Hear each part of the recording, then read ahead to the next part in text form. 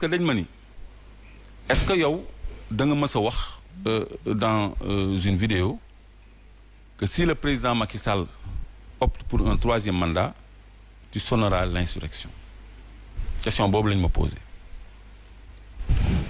léegi man j'ai naturellement donné une réponse ci wolof. dama tontu naa ci laaj boobu parce que dañ ma ne ndax yaa waxoon ni bu Macky Sall bëggee 3e mandat da ngay woote fippu. da ngay woote fippu. ma tontu leen. mais tontu gi diis na diisaay boo xam ne su ma ko waxee ci contexte bi day mel ni da ngay teggi ndigal wala da ngay yëkkati fitna parce que loolu dama jàpp ni du luñ ma waroon a laaj. te comme dañ ko yóbbante question bu ñu yóbbante la man dama jàpp ni ki yóbbante man moom laay tontu moo tax ma tontu ko tontu boo xam ne ñoom duñ ko mës a siiwal duñ ko mës a wax mais ki yónnee question bi jot na tontu moom kon loolu dafay traduire benn préoccupation pour le 3e mandat parce que question bu ñu yónnee la enquête bi jeexoon na dañ ko wàcceel kilifa. encore alors que ñu ngi wax ne le président nee na musul wax lu jëm ci loolu nga xamante ne moo ñeel cette 3e candidature bu ñuy laam man de bind nañ ko sama PV soo nee bu la ko posé ça loolu tamit. pardon boo nee dañu la ko posé ci division des investigations criminelles. oui dina doy waar.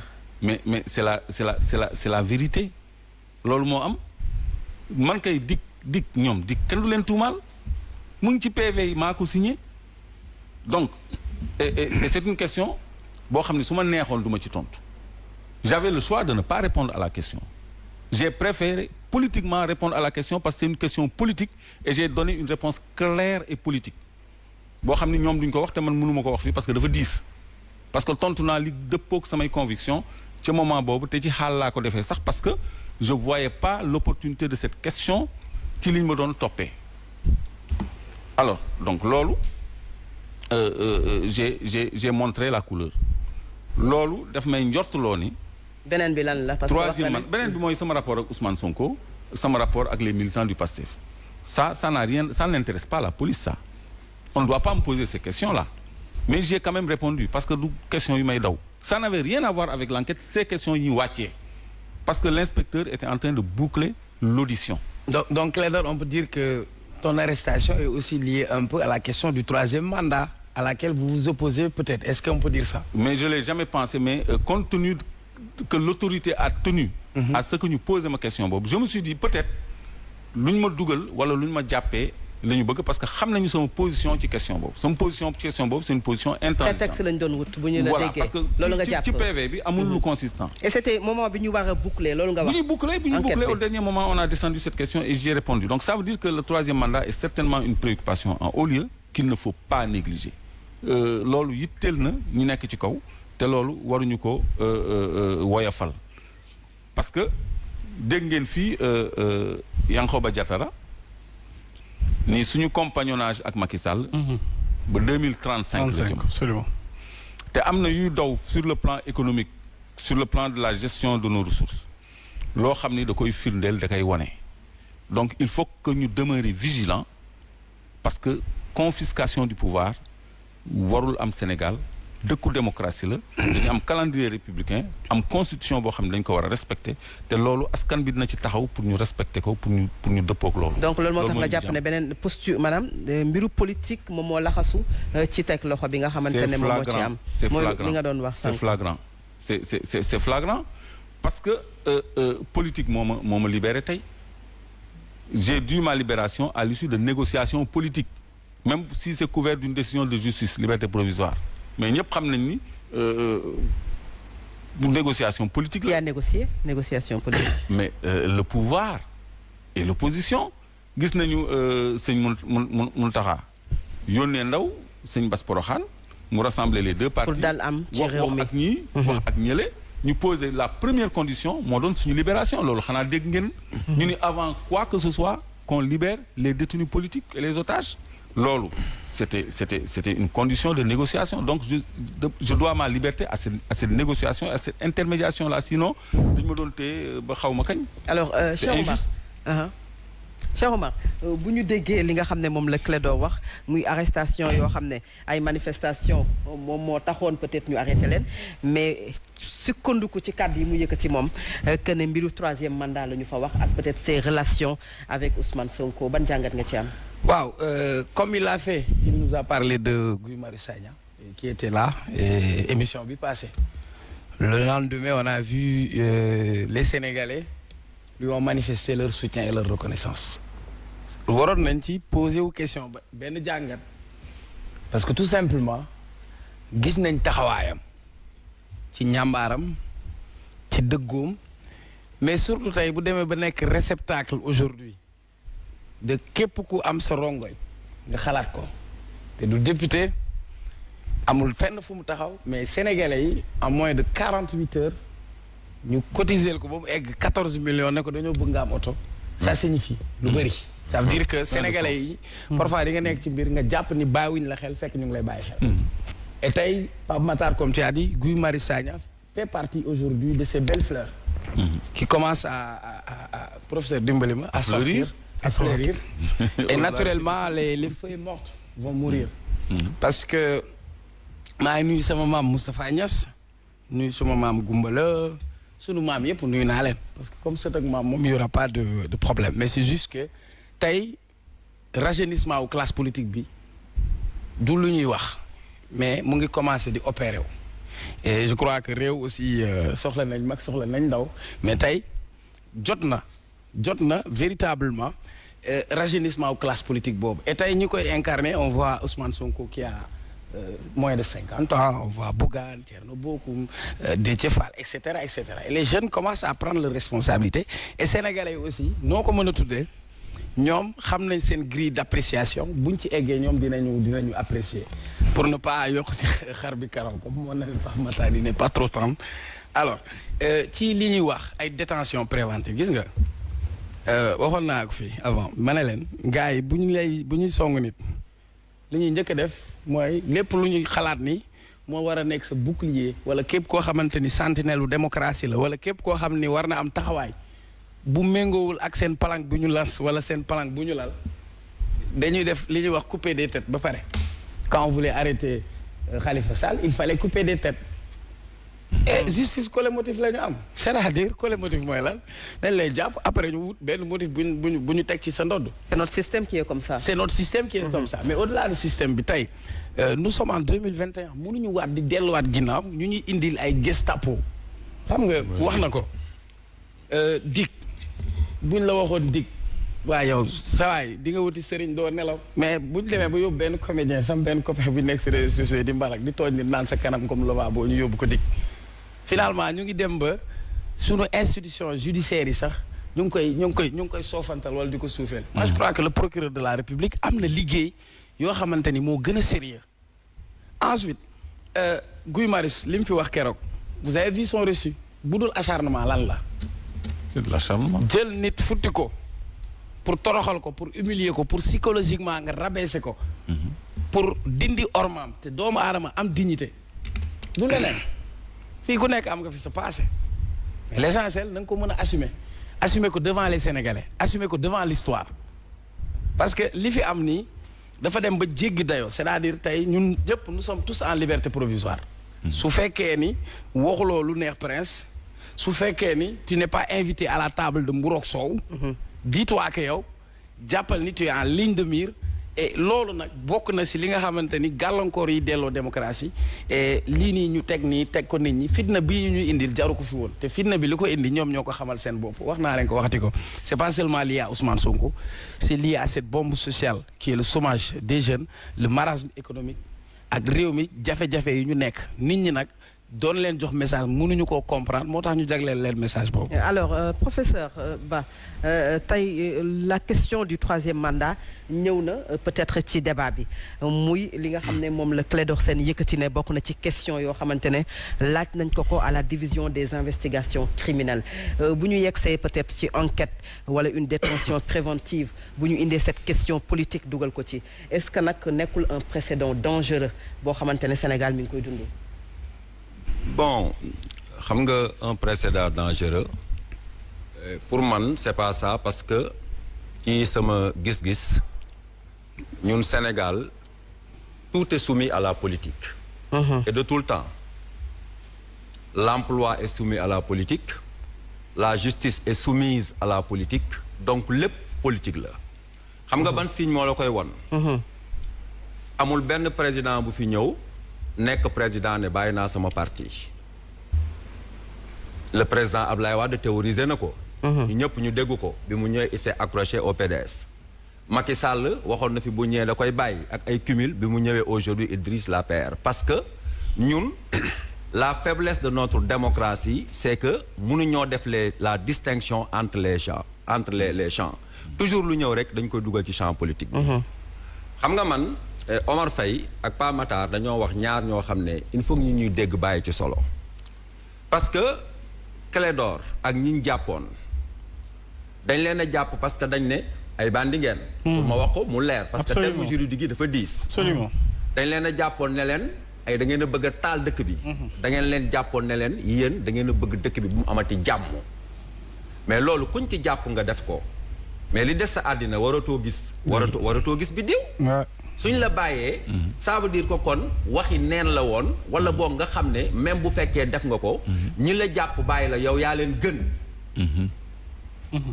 beneen bi ci li ñuy wax la banalisation de nos institutions man dem naa DIC.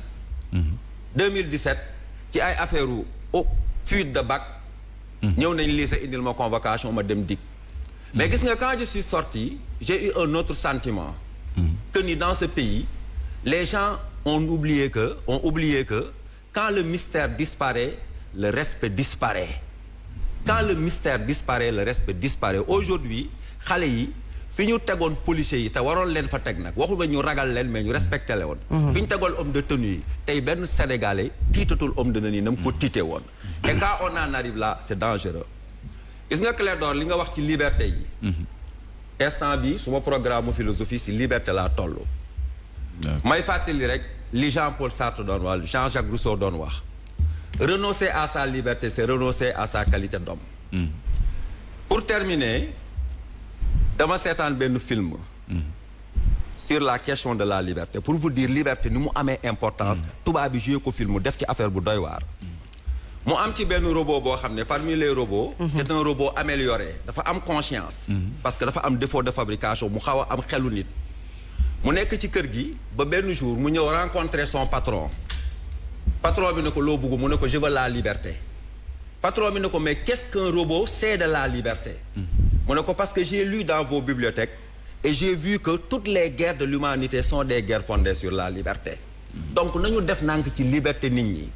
pour ma terminer gis nga toj-toj yi fi amoon ñëpp ñu ngi wax naan sénégalais yi dañoo xiif gaa sax sénégalais yi dañoo xiif même bu fekkee li Pape Matar wax laa àndal je ne pense pas comme dit monsieur Goumbala que nous sommes un pays sous-développé pauvre. Non, nous sommes un pays appauvri. Nous sommes un pays où la répartition des biens est très mal faite. Nous sommes dans un pays où on doit plus demander la lutte contre la pauvreté mais la redistribution des biens. lem gi ñuy suukar ñu bako wala ñu wàññi ko. le Sénégal n'est pas pauvre et les institutions budgétivores. foofu fi may terminer rek pour vous dire que gis nga àddina bi nii keroog gars yi bi ñuy tas di toj Auchan di toj affaires yi c'est vrai que lu bëri laxasu na ci mais da ngay gis ni benn ouf de soulagement la parce que dañoo xëy benn subateel pour des raisons inconnues ñu ne ñu est incohérente yéen ñëpp bu 21h dem leen ngeen tëdd nit ñu muñ ko bañ amee occasion ñu exploiter ko. Quelqu'un qui veut détruire son peuple il n'a qu'à s'attaquer à la liberté des individus yàlla moo ñu njëkk a may liberté te moom xañuñu ko parce que bu fekkoon yàlla daf ñuy xañ liberté kenn ci ñun du xool benn yoon ñaari yoon asamaan kon il faut faire très attention. Alors monsieur Goumbala dégg nga li Clédor wax bii moom xanaa am nga ci sa xalaat bu fekkee ne ci enquête préliminaire yi la ñu ko posé question bu jëm ci troisième mandat ndax yow yaa ko waxoon ne du fi am et que bu amee di ngeen apporter une résistance bu tolloo ak noonu ban jàngat nga ci am. kii lañ ko laaj man laajuñu ma ko. est-ce que ban lecture nga am ci loolu. non est-ce que je peux me fier à ce que Clédor a dit c'est ça le problème. Est-ce que je peux me fier à ce que Clédor a dit bu fekkee Clédor loolu mu wax dëgg la ils n'ont pas à lui poser cette question pourquoi ñu ko koy poser ça c'est pas le rôle de la DIC kooku du affaire u DIC su keneen la beneen dimension la. pourquoi ñu ko koy laaj bu fekkee wax na dëgg. lu tax man bu ma demoon bu ñu ma laajee loolu defe naa ça serait passé autrement lu tax ñu ko koy laaj le troisième mandat lu ci sa xalaat ak nangam ak nangam lu tax ñu koy laaj. si tel est le cas. la DIC a failli à sa mission. loolu rek laa ci mën a wax lu ma ci wax leen.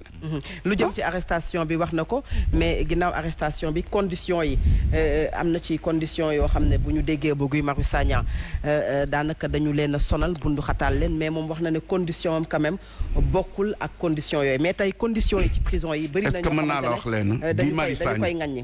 bu ma nekkoon à côté de Macky Sall ce que je lui aurais dit à propos de Guy Marius Sagna bu ko fi kenn indeeti.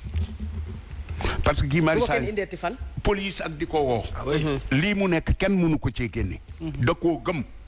kenn mënu ko cee génne. et il faut même peut-être le décorer. non exactement. man bu ma nekkoon auprès du président danaa ko Guy Marius Sagna cotisation bi ngeen doon wax man bu ma ko yëgoon dugal ci xaalis sama xaalis billaahi bu ma ko yëgoon dugal ko ci sa xaalis Guy Marius Sagna lii mu mel da koo gëm nekk ci.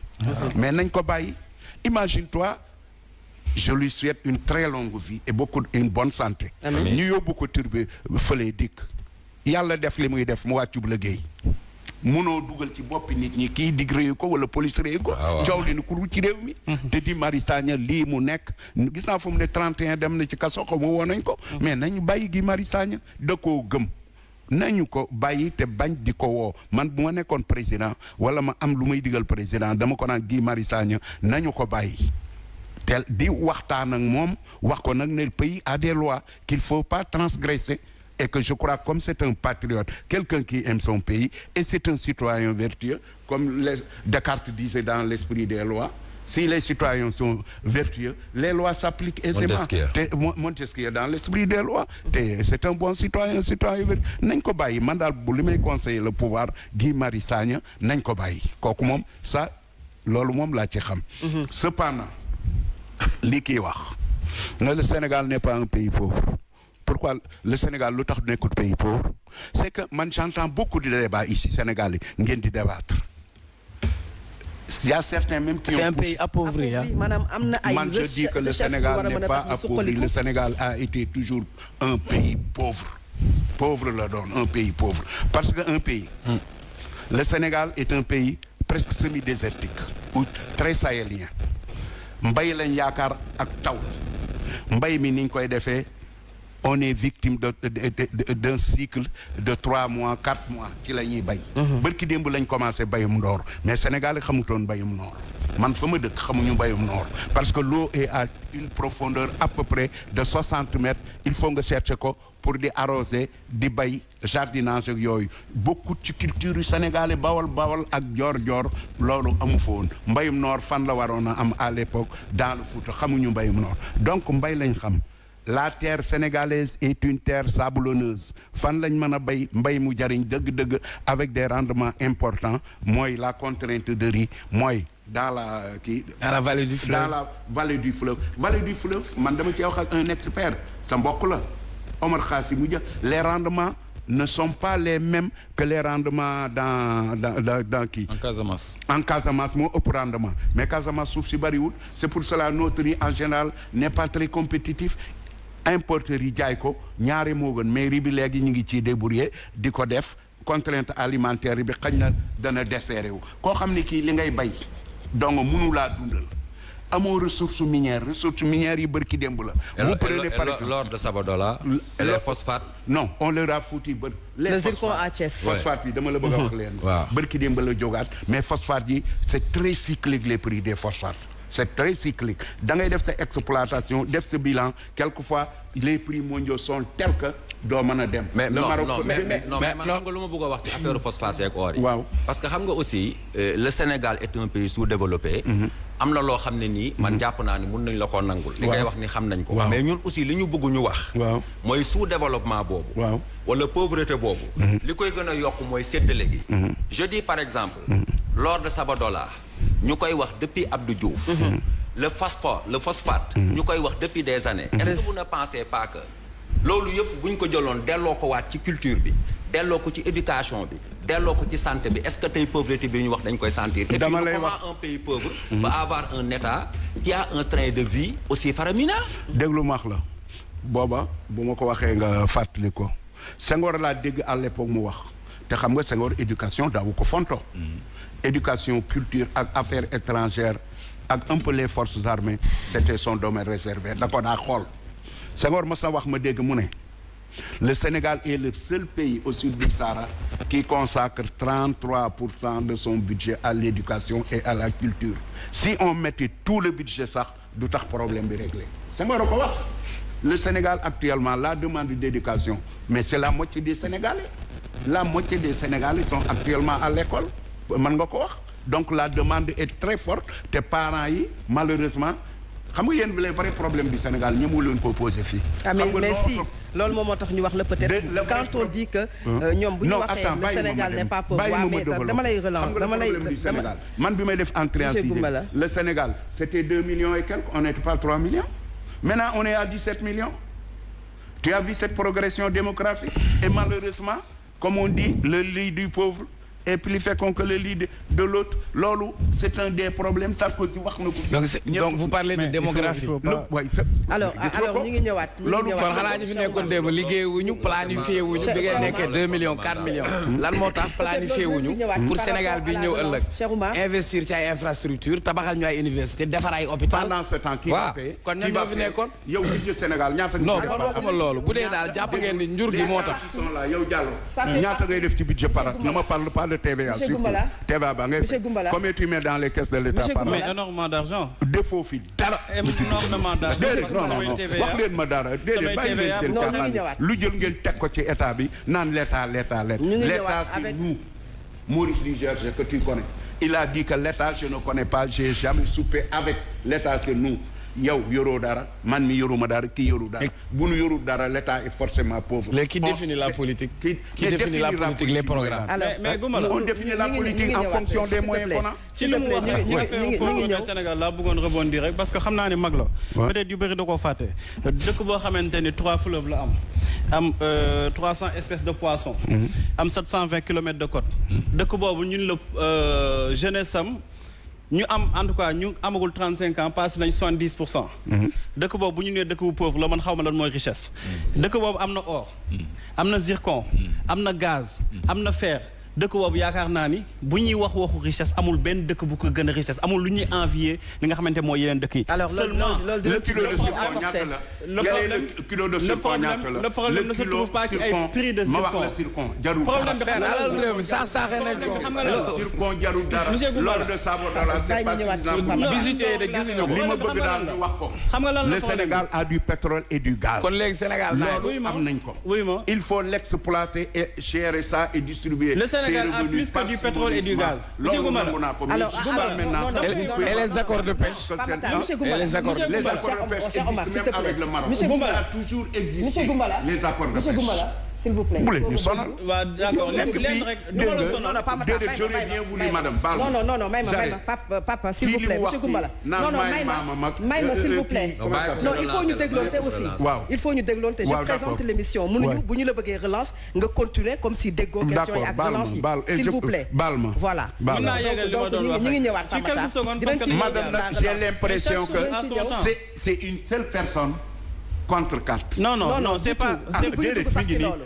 bu ñu dugg sax ci loolu comme disait Short bu ñu dugg une personne contre quatre. s'il te plaît da nga may may bon quand une personne défend l'indéfendable elle se sentira seule aussi. parce que monsieur Goumbala li ngay wax nii ça fait partie des thèmes yu ñu war a développer. mu ca xéewal jërëjëf il faut qu'on parle quand même des ressources naturelles yi Sénégal am. et je pense que ñii quand une personne défend l'indéfendable elle se sentira seule aussi. il faut qu'on s'écoute s'il te plaît. alors avant ñuy dugg foofu Clédor dañu nekkoon ci arrestation bi ak li nga xamante ne moom moo ko indi ba mu yegg si fii li ko indi ba mu yegg si fii bokk na ci mbiru Adji Sarr Ousmane Sonko amuñu peut-être occasion avec les derniers rebondissements yi nga xam ne am na ci Adji Sarr bu génn défier même le leader de Pastef les Patriotes ban lecture nga am ci loolu. waaw lecture bi rek mooy dañu délaisser la procédure judiciaire bi nga xam ne moom la ñu jiitaloon pour favoriser ay objectifs de communication ci période boo xam ne l'une des parties est placée sous contrôle judiciaire donc mënul évoquer dossier bi donc ñëpp gis nañu ni c'était des objectifs de communication parce que l'entretien a été préparé il y a même eu des imperfections donc loolu bataille d'opinion la parce que ci dossier boobu chaque camp veut se rallier l'opinion mais léegi daf naa am na benn étape boo xam ni dépassé nañ ko l'étape de la bataille d'opinion dépassé nañ ko ñu ngi ci étape bu procédure judiciaire donc climat d'apaisement bi ñu nekk de décrispation bi ñu nekk war na mën a permettre pënd bi wuri ba ñu am ci une bonne lecture et avec beaucoup de patience bañ a nekk toujours di def ay supputation ci loo xam ni peut-être maîtriser wuñ ko bu baax léegi nañu xaar ba pënd bi wuri ñu xool. pënd bi wuri mooy lan maanaam. c'est-à-dire comme accalmie am na ñu ngi ci procédure judiciaire tôt ou tard nous serons édifiés. yow daal parce qu'il y a une accusation. sànq ba tey accalmie ngay wax mi ngi mel ni yow da ngay ragal wax fi loo xamante ne da lay delloo ci kaso bi. non kaso man non c'est pas un problème pour moi sinon. du ma am sànq ba tey yaa ngi tempéré de glace nga jënd de. non c'est-à-dire dañu nekk ci benn dynamique de cohésion sociale boo xam ne li nga xam ni dañ koy xeex pour am ko ci mbedd mi ci rapport de force su fekkee ni mën nañ ko am autour d'une table loolu moo gën surtout que bu ñu amee un arbitre bu toll ni sëñ Mountakha je crois que soxlatul ay yenn affrontement yi wala yenn xeex yi pour foqati li nga xam ni mën nga ko am ci waxtaan ak déggoo parce que quand même on a eu un début d'acquis mooy libération détenus il y a eu d'autres points yoo xam ni xëy na mën na ci am ay développement donc pour revenir ci li ma doon wax fi mu nekk nii ñu ngi jëm ci loo xam ne li may wax pënd bi wuri justement mooy accalmie bi am nii c'est propice à l'évolution du dossier bu boobaa ñu xam parce que on a porté plainte pour viol et menace de mort donc le juge bu ñu ko indilee dossier bi il va chercher des preuves pour viol et menace de mort léegi on va voir si ces délits-là vont être établis parce que c'est pas pour autre chose la plainte et les délits visés sont clairs bu fekkee ni loolu am na firnde on avisera bu fekkee ni amul firnde l'accusation s'écroulera donc loolu du ñun ñoo koy mën a apporter. alors ci apaisement boobu nga xamante ne yaa ngi koy wax. ñu gis ci rôle bi nga xamante ne Serigne Mountakha Bachir def na ko ci. di woote dal boo xamante ne gis nañu ne kujje politique gi. société civile ñëpp ànd nañu ci et que yéen ngeen demoon seeti ko nemmeeku ko. visite boo xamante ne lan la ñu mën a jàpp ci visite boobu nga xam ne am na même si bi ngeen ñëwee tamit gis nañu coow li nga xamante ne am na ci kaw visite boobu. non coow benn coow amul ci kaw visite bi ñun. dañu téye woon ci loxo ñu gis ay yëngu-yëngu am ci dëkk bi ba ñu sàkku dal am ñu ciy profiter di sant bu baax Sëñ Muntaxa ak ndawam li nga xam ne moo doxal ndigalam muy Sëñ Bass Poroxaan parce que moom moo nekkoon à la table de négociation et de médiation parce que dëkk bi tàkkoon na ba pare dañ koo fay du ma ni dañoo dafa tere dëkk bi tàkk mais dëkk bi tàkkoon na ba pare dañ koo fay léegi fay boobu nag ci la suñu libération bokk ci point de discussion yi nga xam ne sëñ Mountakha moo nekkoon partie garante bi kon yell na bu ñu génnee ci natt boobu ñu nekkoon ñun ñëpp ñu dem ba ci moom gërëm ko xamal ko ni ñun jëfee nañu pare nañu pour jëfee ndigalam suñu kuddu ràcc na jàmm mais ci kaw ñu wàccoo ku ci nekk wàccoo ak diggéem parce que opposition bi diggéem mooy lan mooy lépp luy fitna ak manifestation ñu teg ko ci suuf ci jamono joo xam ne askan wi dafa jekku parce que rapport de force am na ak nguur gi ñeenti fan yu tàng jër nguur gi li mu am yëpp génnee na ko génnee na police génnee na gendarmerie génnee na armée génnee na ay samba boy ay nervi jëfandikoo na justice jëfandikoo na une certaine presse loolu yëpp taxul mu am li mu bëgg taxul mu mën a maintenir l'ordre public force est restée au peuple kon loolu moo tax ma ni peuple bi moo nekkoon en position de force ci négociation yi parce que en face ils ont utilisé toutes leurs cartes ça n'a servi à rien du tout le peuple est demeuré souverain lecture boobu le président Macky Sall am contrairement à son ministre de l'Intérieur qui est venu jouer les sérieux di ñu menacer di accuser de terrorisme et où Macky Sall dafa jël son contre-pied appelé presque à l'apaisement en disant avoir compris le mal vivre de la jeunesse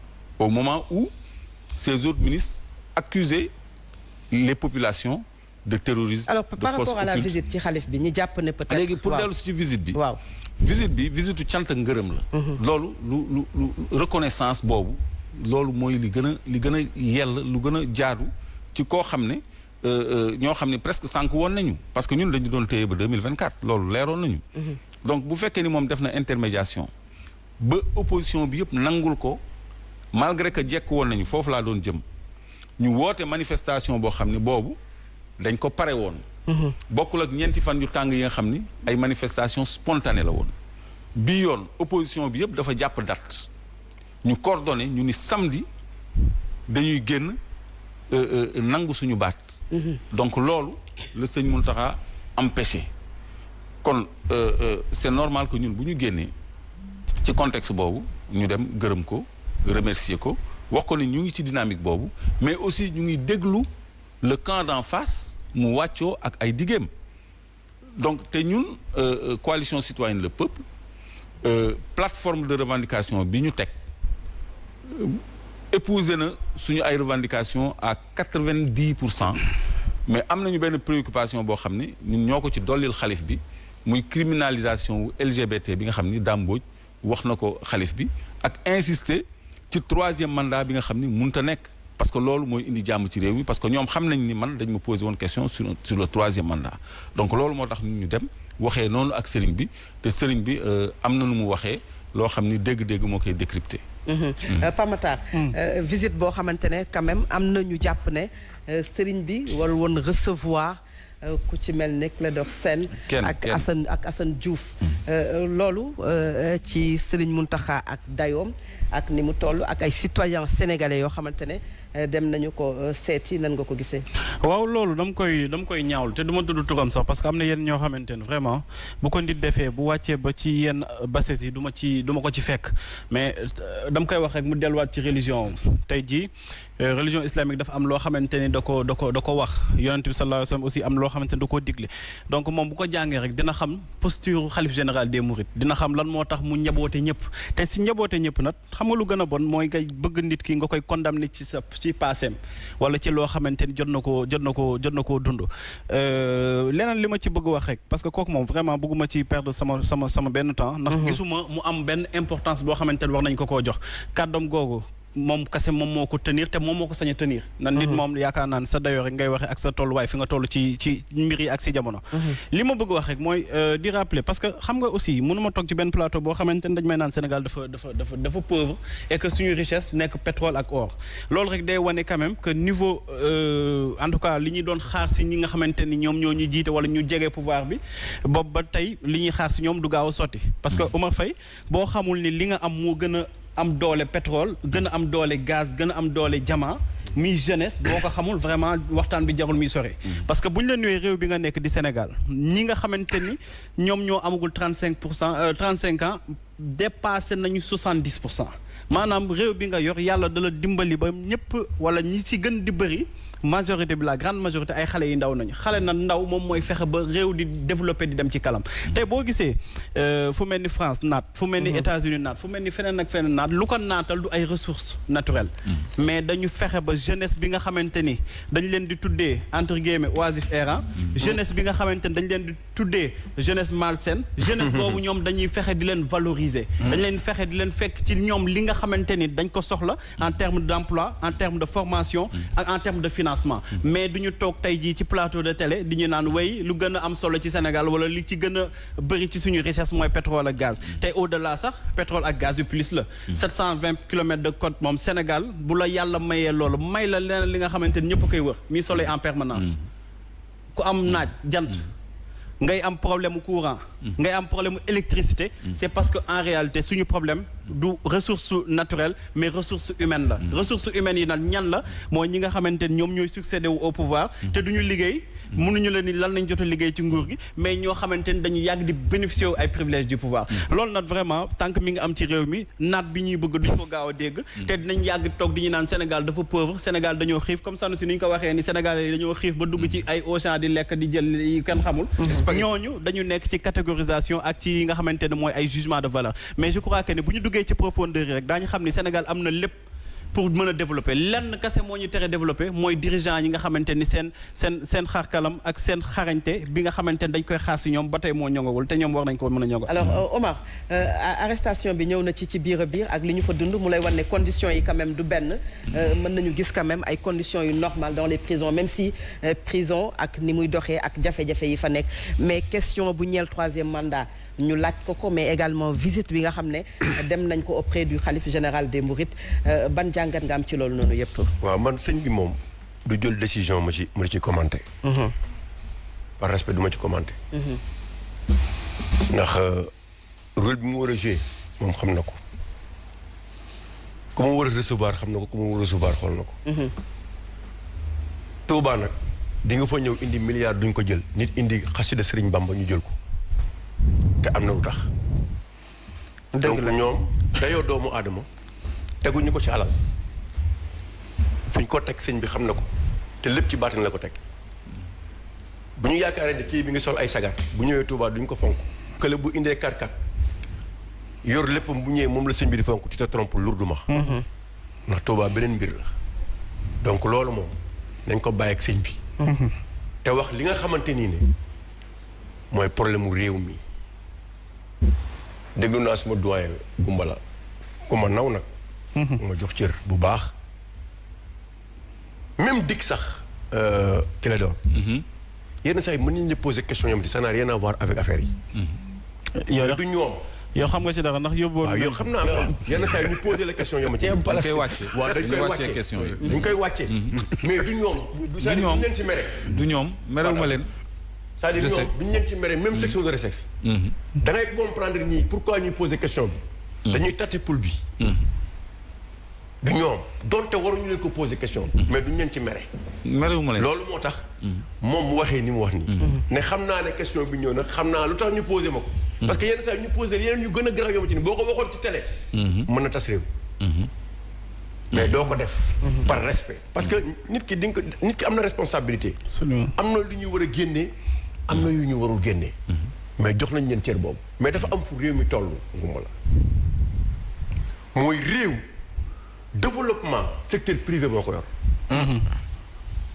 mënu ma nag nga nekk secteur privé boo xamante ni ne plan Orsec bii passé plan Orsec bii nga xamante ni c'est le secteur privé national ñoo jël seen xaalis jënd ay matériel jox ko état du Sénégal ba léegi fay ñu leen. te li may wax nii Moustapha Ba bi nekk directeur du budget. yor xaalis bi chaque jour nit ñi xam ne y a tant de milliards dugg na ci réew mi kenn xamul fu muy dugg te duñu expliquer ñu ngi fii toog am ay problème mëntuñu liggéey actuellement parce que xaalis bi ñu amul yëpp état la bu ñu la sollicité boo ko joxee boo ñu la waxee da ngay jox génn sa xaalis yëpp dem banque lépp mais pourquoi ba léegi état bi fayu leen et pourtant li leen warlu ak terre bi li leen warlu ak ñeneen ñu ngi koy def parfois am na montant moom da nga ko war a génn chaque année te yaa ngi koy def nañu fay ñiy jël liggéey ci plan Orsec bi am na ñu fay ñi ñu war a fay nañ leen fay te liggéey bi ñu liggéey dañ ko liggéey parce que c'est des patriotes sénégalais. Iris Corporation bi ñu yor carte d'identité yi Fat Abdou. seen contrat léegi mu jeex xam nga lañ bëgg a jox liggéey bi. Thales te société française la mais carte d'identité ñun sénégalais fi ñu toll doomu sénégalais yi xale yi tey fi ñu toll si technologie. amuñu xarañte pour defar carte d'identité. 50 milliards. mën nañ ko def. nañ leen ko jox. groupe Thales boobu en même temps wax naa ko fii keroog. digitalisation parce que professeur xam nga léegi affaire amende forfaitaire yi da ngay nekk Kédougou nekk Kolda nekk Louga ñu jël sa permis ne la suba na nga koy jël si te nga war a dem Dakar waaw ñu ne léegi loolu nañ ko bàyyi léegi man fa ma taxaw mën naa bu fekkee ne da nga ma def amende ma fay ko fa ma taxaw ñu ne non on préfère defal la attestation nga dem fay fële. waaw loolu du liggéey bu yàqu. pour des milliards pour la police et pour la gendarmerie. mais fu mu nekk nii seen i xel ki ci nekk mooy joxaat ko groupe français boobu muy Thales. plaque yi changé wuñ ko. carte grise changé wuñ ko. kii changé wuñ ko lu mu tudd carte grise ak yeneen yi nga xamante ni moom la ñu war a changé. xam nga kan lañ ko jox. Gemalto jaay na ko. xam nga kan la ko jaay. groupe Thales muy groupe français où sont les Sénégalais dans tout ça. sans compter Bitego mooy Iris. muy ce qui pose la question de la préférence nationale. mais la préférence nationale ba pare imaginez actuellement là où nous sommes dama lay jox ci ay faits yoo xamante ni. c'est-à-dire que boo bëggee si réew da nga koy wane. d'abord c'est ce secteur privé national. mais mënoo ko wane par en enrichissant les sociétés étrangères au détriment des Sénégalais. te loolu c'est ça le danger dans ce pays. yooyu c'est une injustice qui est là. boo demee ICS actuellement depuis 2012. lañ gëj a embauché ñan ñoo fa nekk. les Indiens. PCA bi mais les travailleurs mais dañ leen di def noo xamante ni ne comme des esclaves. Il y a une cité des Indiens là-bas. pour vous dire même camions yi Indiens yi ñoo koy dawal le directeur bi yor affaire acide il est en retraite ki yor affaire environnement il est en retraite de xale yi fa nekk ils ont des contrats yoo xamante ni à durée déterminée. kenn embauché tout ah. PCA bi ñoom ñëpp c'est le directeur général il est en retraite alors que yow tu vas faire la promotion des jeunes. nga ne tu prends 350 milliards tu sors ça tu mets ça à la disposition alors que ceux qui sont dans les sociétés de souveraineté dans ce pays ils sont en retraite te jëlee wu leen fi mais loolu nan lañ ko mën a expliquer te xale yi Sénégalais yaa ngi fi ñu fi di lépp luy technologie lépp luy digital loo ci bëgg ñu def ko mais chaque fois on n'est pas dans la stratégie mais dañu nekk toujours ci opérationnalité c'est-à-dire que lu ñu mën a def léegi am ci léegi mais loolu nag bu ñu ko yoree réew moomu bu ñu ñi di jóg da nga naan mais qu'est-ce qui se passe parce que on peut pas continuer à vivre dans cette situation là barki démb on a vu des Sénégalais qui sont formés en consortium pour comment dirais-je pour mettre en place une centrale électrique pourquoi on doit pas le faire avec ce qu'on a donné en matière essence aujourd'hui avec les ponts. Absolument. Pourquoi defuñu ko sur le BTP te loolu c'est une bonne initiative mais initiative yooyu buñ ko jëlee jox ko Sénégalais yi mën nañ ko. Ils ont cette capacité. Et aujourd'hui, ces Sénégalais, ils ont la capacité d'aller à l'extérieur et de lever des fonds et les amener dans notre pays. Sans pour autant qu'on paye 9% ou 7% à la Banque mondiale ou à d'autres personnes. Donc, ñun foofu la ñuy waxee. waxuñu pour ay Massamba waxuñu pour ay Mademba duñu fal ay nit ñu ñëw taxaw di gën a appauvrir chaque Sénégalais dans son secteur. Y compris même l'éducation. Y compris même les médias. Y compris tant d'autres. Mais nga bëgg ñëw taxaw encore. nañu ay Massamba ay Mademba jël 350 milliards dañ koy jël xëpp ko ci xale yi noonu mais xale yi dañ koy baali jee. Waali Seck lañ jëm wala ñu dem Youssou Ndour. wala ñu def parce que lan lañ ciy def. parce que yow Tunisie lan la ñuy lancé tout récemment. c'est le premier satellite. quand tu vas au Maroc. ba fa la ñuy defee emballage toutes les voitures de Sunutric qui sont là xam nga ñun fa lañ toll si mbaam. imaginez foofu xoola Afrique fi gars yi toll tey. xoolal nit ñi tey ni ñuy jéemee développé mais ñun tey ñu ngi toll ci mbaam. Je pense que c'est clair. Vous pensez que ça c'est normal? Donc voilà des problèmes yoo xamante ni il faut ñu mettre ko sur la table. waxtaan ko ñu seet aussi des Sénégalais patriotes qui sont prêts à se battre même bu ñu ouvrir avec les étrangers mais quand même ñu am nañ secteur privé boo xamante ne liggéey bii gars yi def gars yi mën nañ ko. ay problèmes yoo xamante ne sax moo gën a war a ñoom Sénégalais yi muy peut-être la relance économique bi nga xam ne Sénégal économie moom nërmeelu na ndax mbas mi waxal na ko mais bu weesoo loolu Omar dafa wax lu am solo muy la préférence nationale mais également un secteur privé fort boo xam ne sànq yaa ngi wax ne lépp dañ koy jël di ko teg ci kaw nguuru Sénégal tudd nga fi ay ressources naturelles ci wàllu koom bu ñu duggee fi mu toll nii ci koom nag lan moo war a nekk tey état bu Sénégal par rapport à tout cela. Madame li ma lay ñaan ñoom ñaar ñëpp ils ont abordé un thème central très important. nga xam ne c'est les problèmes du Sénégal. dama lay ñaan na nga may ma développer. Aïcha. xam nga développer un pays dama lay wax rek lenn. Maroc c'était ak Tunisie bi mu waxoon protectorat lañ ko defoon c'était pas des colonies ñun la France nous avait colonisé bi ñu demee indépendance nañ la waxante dëgg français yi bi ñu jàpp jaam di ñu jaay ak yooyu yëpp seen deret lañ ñu jaay indépendance boo ko amut ci deret négociation ci bureau ñu ne la am nga indépendance da ngay cay def point d'interrogation l'Angleterre réew mu mësaa bàyyi dalaa bàyyi nga dem ak sa bopp bu ñuy jël seeni bagages rek dem nañ France bu jëlee ay bagages am mais day nekk ci gannaaw d'autant plus que nous sommes liés avec le franc CFA Omar Faye boo ma waxoon l'étau du franc CFA nous tue. Tu peux pas créer da ngay gis le président américain actuellement il a sorti 2000 milliards de dollars. De dollars. Qu'est-ce que les entreprises lui ont dit? En tout cas ñun duñ yokk impôts yi mu ne les classes défavorisées qui ont moins de 400 000 de revenus par an kenn du yokk seen impôt entreprises yi ils sont ngeen def dara soit les États-Unis vont emprunter ou bien les États-Unis vont utiliser la planche à billets. Le seul pays au monde qui peut utiliser indéfiniment la planche à billets c'est les États-Unis te du tee parité dollar bi nekk te du tee aussi inflation du am parce que ça c'est dû à la puissance économique et militaire des États-Unis et son passé c'est le dollar et les Américains qui contrôlent le monde ñooñu mën nañ ko mais ñun mënuñu loolu fii mu ne j'aurais bien aimé qu'on crée des hommes d'affaires sénégalais mës la ma fàttali contre K2 bi ngeen dégg à l'époque c'était Senghor contre Galenka qui était le président de la chambre de commerce Senghor ne il faut sénégaliser les emplois qui peuvent être sénégalisés te tubaab yi ak naar yi ñu may sénégalais yi ñu dugg tuuti c'était au temps de Babacar Ba ce compte là mais compte bi ñu ko defee politique gis nga ni mujjee et cetera toujours la politique waaw mais gars yi ko lekk kooku it mën nañ cee dégg nga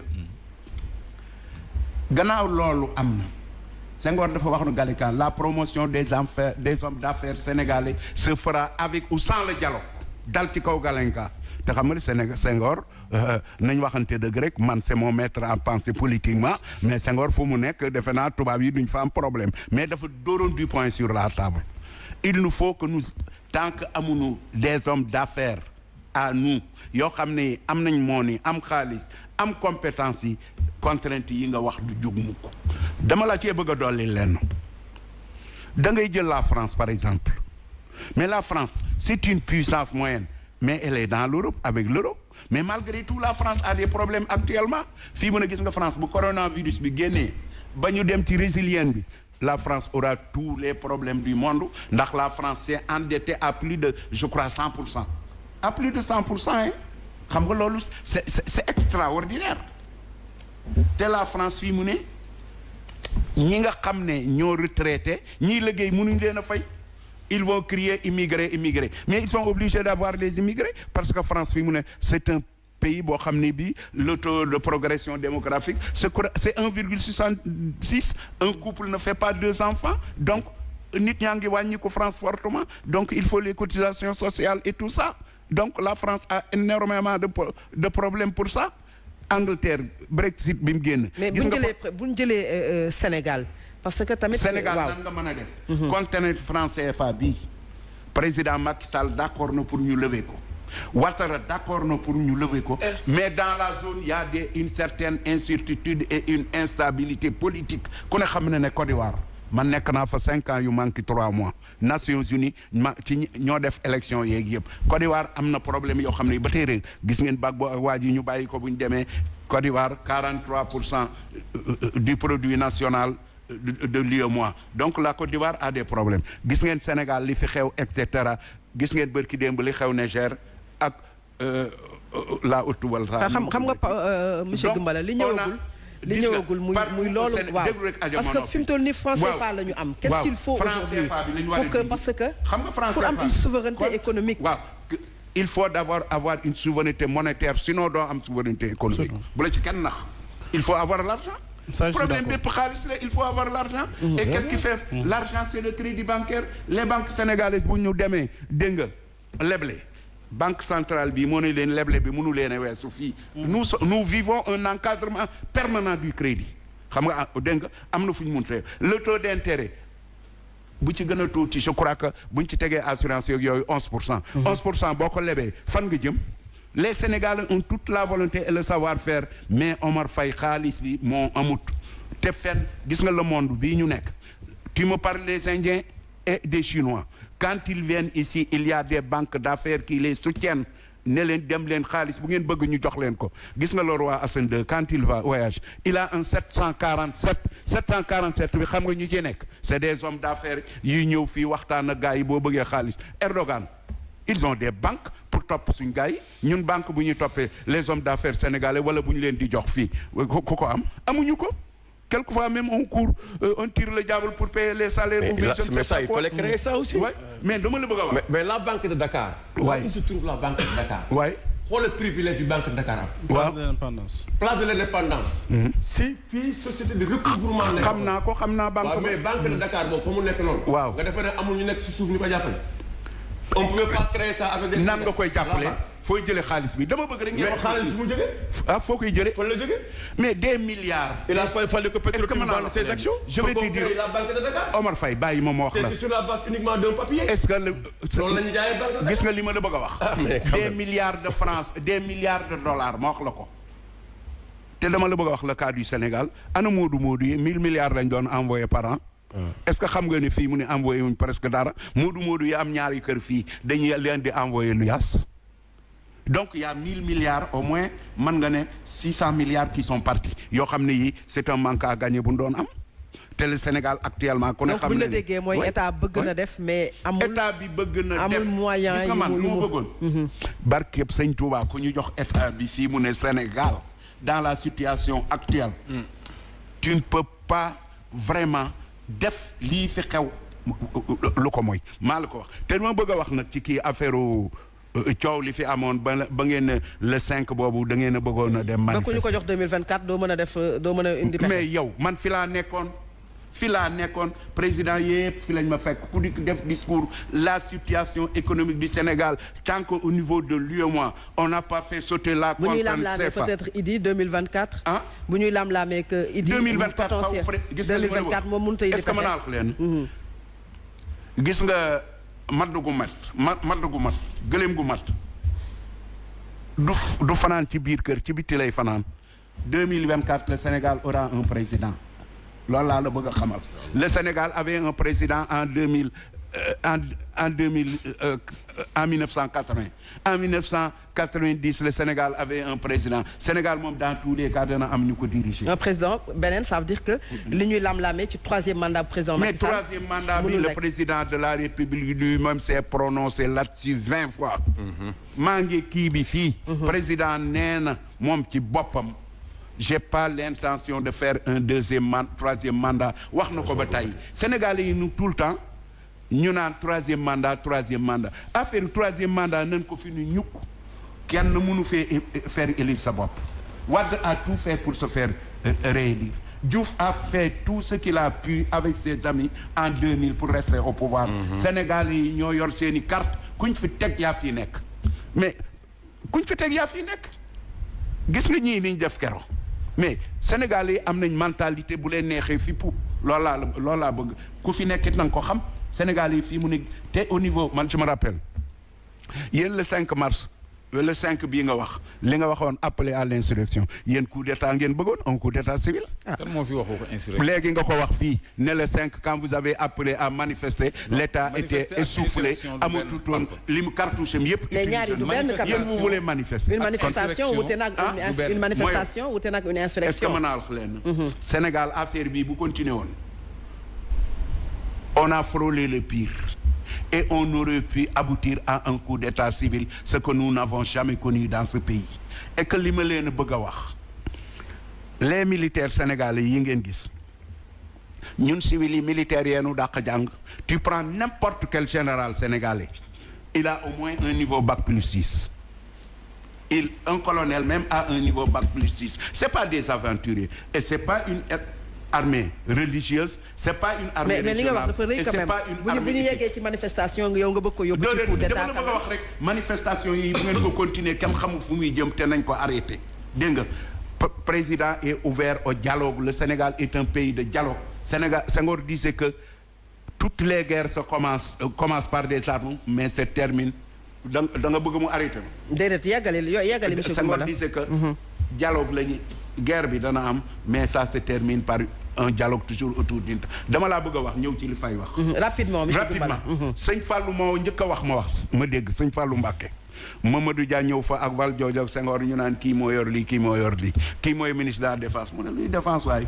ñu ne kaaraange réew mi mu ne baraak bii mooy kaaraange Sénégal fàtte nga li sëñ Abdoulaye waxoon Taaya comment Taaya a fini taaya li ko sëñ Abdoulaye waxoon nee na Sénégal ku ko bëgg a yàq day mel ne bagaanu bu laax koo yor di dox ba yàgg laax bu tàng mu toj sa kanam. alors man loolu laa gëm attends j'ai pas terminé. rapidement s'il vous plaît yow boo bëggee maam. Moustapha Niass du sa maam du ma sa maam. boo demee diggante Aïra Law ak Fouta ak Ndioum da nga am maam ba doy. dama am maam nag ndax suñ ci Bamambé laa dëkk. nekk surtout almaam yi dëkk suñ ci Bamambé dëkk fanay jee dëkk ci réew mi maa ngi am ay maam te man maam yu mat laa am nag. asalaamaaleykum ku ràcc jëmale sa kanam ràcc naa almaami laa moo tax yow moom maam de rafet non kii sama xarit la moo ma njëkk a indi Thierno Souleymane Baal waaw ba tey question rek laa lay laaj Goumbala waaw ci sa développement bi nga def sànq vraiment il faut nga may ñu parce que débat bi daf ko yóbbu ci wàllu développement te ñun li ñu jàpp mooy Sénégal maa ngi ñëw ci yow Cheikh Oumar s'il te plaît li ma la bëgg mais yow tout le temps yaa ngi ci développement tous les vendredis wala tous les rapidement yow xam nga léegi da nga def benn développement di wane que ni Sénégal amul xaalis wala xaalis bu ñu yor bëriwul est-ce que tamit situation bi war nañu mën a accepter di am ay institutions yoo xamante ni ñu bëri dañuy jàpp ni bu ñu amee tamit njëriñ seen njëriñ néew na ñu tuddee ko ay institutions budgétivores. conseil économique social environnemental voilà ñu jël Idrissa Seck mi nga xamante ni ci kujje gi la nekkoon. mu mujj jël li nga xamante ni mooy li mu doon wax yëpp teg ko ci côté bi dem ànd ak président Macky Sall. ñu yokkal ko budget yokkal ko yooyu ci réew boo xamante ni nga ko décrire dara matewul xaalis amu fi est-ce que tamit loolu du. lan ngay tontu ci loolu rapidement xam nga li may wax mooy lan. des économies de bout de chandelle. xam nga économie de bout de chandelle. moom nga may wax. léegi est-ce que li nga tuddee économie de bout de chandelle mënul woon tey jii faj ay soxla aussi sur un pays qui a 13 000 milliards. de produits intérieurs bruts. loolu nga ci wax du dara. c'est des bekkadi. mais li nga ko minimiser noonu. soofantal loolu aussi li tax nga soofantal loolu. mënuloon tabax hôpital par exemple. mënoon nag conseil économique social environnemental. mais kon nañ dissoudre assemblée nationale. yow dàq député yëpp jëlee ko tabax def ko hôpital. mais monsieur Goumbala institution boo xamante ne avis kese lay joxe bokkul ak assemblée nationale quand même est-ce que ñoom ñaar mën nga leen méngale. mais le président qui est élu a suggéré que institution boobu war na koo def ko ci constitution bi ñu def référendum voté ko. mais terewul nga am xalaat terewul nag nit war a mën a am xalaatam xalaat ne institution bi waaw yow amoo xalaat boobu. donc attends am nga sa xalaat ne c'est budgétivore et ça sert à rien. man je pense que. ça sert à quelque chose. non da ngeen a am seen avis xam nga yéen. Ndoumbelane da ngeen di toog fii bëgg a gérer le monde croire que tout ce qui ne pense pas comme eux c'est des débiles. mais arrêtez leen loolu yéen itam soyez gentils. on vous pose des questions mooy maanaam yow lan nga ci xalaat waaw. j'ai répondu que cette institution si elle est mise ici par la volonté populaire parce que constitution bi moo ko wax ñu wote constitution j'avais en 2016 j'avais pas voté la constitution j'avais fait contre. mais Sénégalais yi voté ko loo ci bëgg. mais mi ngi nii. alors mi ngi noonu alors Clédor wax na ci ressources naturelles yi. wax peut-être ci une peut-être un secteur privé. bu war a fort pour ñu mën a suqaliku. ci wàllu koom. bëri na peut-être ressources naturelles yi mën nañ cee depuis Forteza bi nga xam ne tey xëy nañu. yëg ne dàq na ay employés yoo xamante ne. daf leen doon liggéey loolu également nekkaat beneen chômage boo xamante ne dellu.